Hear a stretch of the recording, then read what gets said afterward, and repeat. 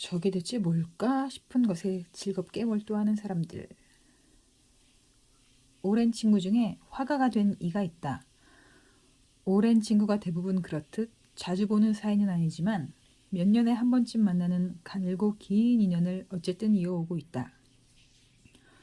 어린이와 청소년의 중간쯤 되는 무료하던 시절 우리는 때때로 각자 읽을 거리를 들고 만나 해가 뉘엿 저물 때까지 해를 보다 돌아오곤 했다.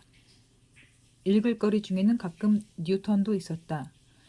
진홍색 테두리의 과학 월간지, 그 안에는 허블 우주망원경이 보내온 신비로운 성운과 은하의 사진이 잡지의 두 쪽, 때로는 네 쪽에 펼쳐져 있었다. 태양계 저 멀리 타이탄이라는 곳에도 험준한 계곡과 바다가 있다고 했다. 망망대해 위에 홀로 배를 탄 사람이 수평선 너머로 지는 거대한 토성을 바라보는 상상도도 실렸다. 우리는 머리를 맞대고 잡지 속 우주를 한참이나 바라보았다.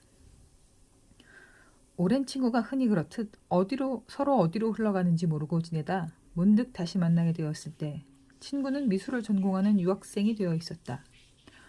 졸업하고도 계속 그림을 그릴 거라고 했다. 화가가 되면 뭐해서 먹고 사느냐고 물었더니 이래서 공대생은 안 된다고 했다. 나는 공대가 아니고 자연대라고 선을 그었다. 그럼 자연대 나온 천문학자는 돈을 많이 버느냐고 했다. 눈물 나는 노력 끝에 입학했다는 그 미술대학의 명성을 전혀 몰라 미안했던 나는 조용히 입을 다물었다. 사실 속으로는 조금 놀라치였다. 뭐 해서 먹고 사느냐는 걱정인 듯 걱정 아닌 그 질문을 내가 하다니.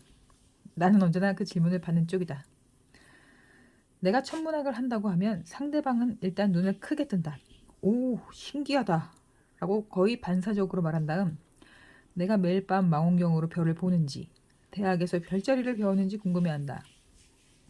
평소 하늘을 자주 올려다보는 사람이라면 며칠 전에 유독 밝은 별을 보았는데 그게 뭐였는지 묻거나 근방에서 별 보기를 좋은 장소를 추천해달라고 한다. 별자리 운세에 나오는 황도 12궁이 13궁으로 바뀐다는 얘기가 있던데 그게 무슨 뜻이냐고 묻는 이도 덜어 있다. 황도는 태양이 지나가는 길이고 별자리는 항상 같은 곳에 있는데 지구가 자전할 때 팽이처럼 한쪽으로 기울었다가 스르르 다른 쪽으로 기울었다가 하느라고 기준면이 아주 조금씩 바뀌니 고대로부터 내려오는 별자리 위치가 오늘날은 조금 틀어져 보일 수도 있을 것이라는 짐작 섞인 설명은 시작한 지 15초 이상 지나면 정적을 불러일으키는 놀라운 기능이 있다. 상대방은 이미 내가 앉아있는 뒤쪽 벽의 온위를 감상하는 중이고 나는 입으로는 말을 하면서도 생각에 빠져들기 때문이다. 가만히 있자. 지구 세차운동 주기가 2만 5천 년도 넘을 텐데 그러면 황도 12궁이 정립된 게 적어도 10,000년에서 5, 6천 년 전이라는 건가? 주기 동안의 각도 변화량에 따라서 다르기는 하겠지만 아주 대단히 틀리진 않은 것 같아. 그러고 보니 언제부턴가 우리 사이가 대단히 차분해졌네.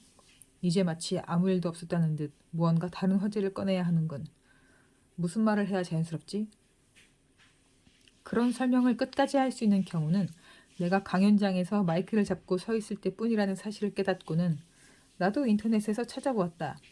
논란의 주인공인 뱀 주인 자리는 한쪽 끝이 황도에 약간 걸쳐 있어서 황도상의 중요 별자리에 포함되어야 한다는 지적이 무려 그리스 시대부터 있었다고 한다.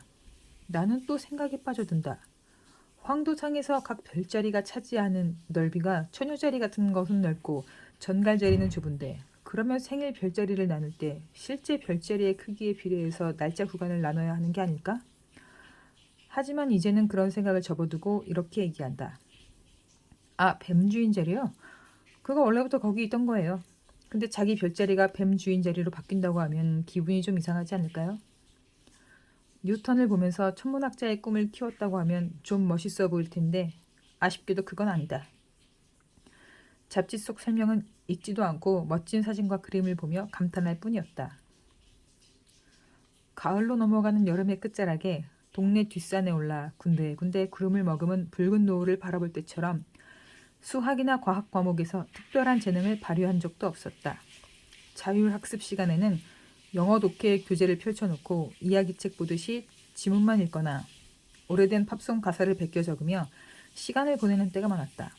문과와 이과의 기로에서 내가 이과를 택하자 친구들이 비웃으며 장난하지 말라고 한 걸 보면 확실히 과학자 타입은 아니었던 것 같다.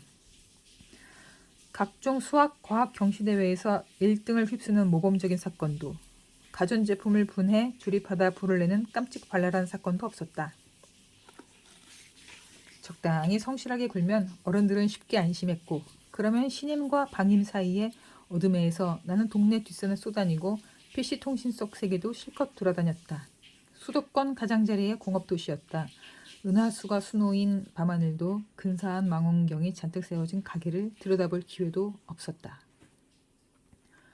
엉뚱한 시작이었다. 수업하던 선생님이 갑자기 뒤돌아 칠판에 바짝 달라붙더니 몸을 잔뜩 웅크려 아무도 보지 못하게 하고는 칠판에 무언가를 표시했다. 수업은 열심히 하지만 학생들에게 친밀감이나 유대감을 주는 선생님은 아니었다. 재밌거나 반대로 성마른 사람도 아니었고 담당 과목조차 국영수도 예체능도 아닌 지구과학이었다. 갑자기 너무 조용해져서 졸고 있던 학생들도 눈을 떴을 무렵 선생님이 맨 뒤에 앉은 학생에게 물었다. 내가 여기 점을 몇 개 찍었죠? 1개요. 맨 앞에 앉은 학생에게 똑같이 물었다. 2개요. 연주시차였다. 지구가 태양 주위를 매년 한 바퀴 돌면서 이쪽 끝에 있을 때와 반대쪽 끝에 있을 때 별의 위치가 약간 다르게 보인다. 마치 왼쪽 눈만 뜨고 볼 때와 오른쪽 눈만 뜨고 볼 때 책상 위 물건의 위치가 달라 보이는 것처럼 말이다. 대신 멀리 있는 산이나 건물의 위치는 그다지 달라지지 않는다. 별도 마찬가지다. 멀리 있으면 지구가 6개월에 한 번씩 오른쪽, 왼쪽에서 본다고 해도 그 자리에 있는 것 같지만 가까이 있는 별은 위치가 달라 보인다. 반대로 말하자면 시차가 클수록 가까운 별이다. 지구가 1년 동안 더 큰 원을 그리며 돈다면 별의 연주 시차는 더 클 것이다. 거리와 각도, 시차를 설명하기 위해 칠판에 옴싹 달라붙어서 모두가 보고 있지만 아무도 보지 못하게 했으며 점 2개를 칠판에 찍고는 돌아서서 이토록 흥미진진한 것은 없다는 듯한 표정으로 학생들을 바라보던 그 순간 무미건조한 중년 아저씨의 눈에서 바짝 소년이 지나갔다. 술이나 산의 진미도 아니고 복권 당첨도 아닌데 하다못해 아름다운 연주씨를 만난 것도 아니고 그냥 연주시차. 지난 10몇 년 동안 한 해에 67반에서 똑같은 설명을 했을 텐데 어째서 연주시차 따위가 저 사람을 그리 즐겁게 하는 것인지 몹시 궁금했다. 1년 뒤 나는 지구과학 경시대회에 나가서 어줍지 않은 상을 탔다. 대학에 들어갔더니 그런 귀여운 교수님들이 또 있었다. 퇴임을 목전에 둔 할아버지 교수님께 기본 천문학 강의를 들었다. 우리나라 천문학자 1세대에 속하는 분인데 그 연세에도 키가 크고 귀골이 장대하셔서 천문학자가 아니라 조선시대 최고 무관이라고 해도 어울리는 분이었다. 그런 장수 같은 사람이 칠판에 별을 그릴 때면 어찌나 작고 예쁘고 단정하게 그리는지 나는 교수님이 별을 그릴 때마다 너무 귀여워서 속으로 쿡쿡 웃었다. 칠판에 별을 그릴 일은 자주 있었다. 중요한 부분이라서가 아니라 정말 보이는 그대로 별을 논하니까 별, 성단을 논하니까 또 별. 귀엽기로는 내 지도 교수님도 만만치 않았다. 일주일에 한 번 대학원생 제자들과 회의를 하셨다. 이공계 대학원에서 흔히 랩 미팅이라고 부르는 이 회의는 그야말로 대학원 생활의 꽃이다. 꽃 같다는 말이 중의적으로 쓰인다는 점에 대해서는 부연 설명하지 않겠다. 회의 준비로 이틀 전부터 소화불량에 시달리고 하루 첫날은 밤새 컴퓨터 앞에 앉아 수시개 오타나 그래 보아 씨름을 하다가 살벌한 회의 끝에는 자괴감과 무력감에 빠져 허덕이다 보면 다시 다음 회의 준비를 해야 할 시간이 돌아오는 것이 흔한 대학원 생활이다. 그런데 내가 있던 연구실은 좀 달랐다. 학생들이 일주일 동안 각자 얼마나 멍청한 일을 했는지 보고를 마치면 교수님은 씩 웃으며 당신께서 일주일 동안 한 일을 자랑스럽게 소개하셨다. 목성이나 토성의 관측 자료를 얻은 것에서부터 동료 학자 누구와 어떤 이메일을 주고받았으며 행성 대기 모델 계산 코드를 어떻게 개선했는지에 대해서 마치 일주일 동안 그 순간만을 기다려온 사람처럼 즐거워하며 랩 미팅의 마지막 발표를 장식했다. 대학원 시절부터 사용해온 당신의 모델을 60이 넘도록 끊임없이 바꾸고 고치고 손보는 사람이었다. 그것도 그토록 즐겁게. 그런 사람들이 좋았다. 남들이 보기엔 저게 대체 뭘까 싶은 것에 즐겁게 몰두하는 사람들. 남에게 해를 끼치거나 정치적 싸움을 만들어내지도 않을 대단한 명예나 부가 따라오는 것도 아니요. 텔레비전이나 휴대전화처럼 보편적인 삶의 방식을 바꿔놓을 영향력을 지닌 것도 아닌 그런 일에 열정을 바치는 사람들.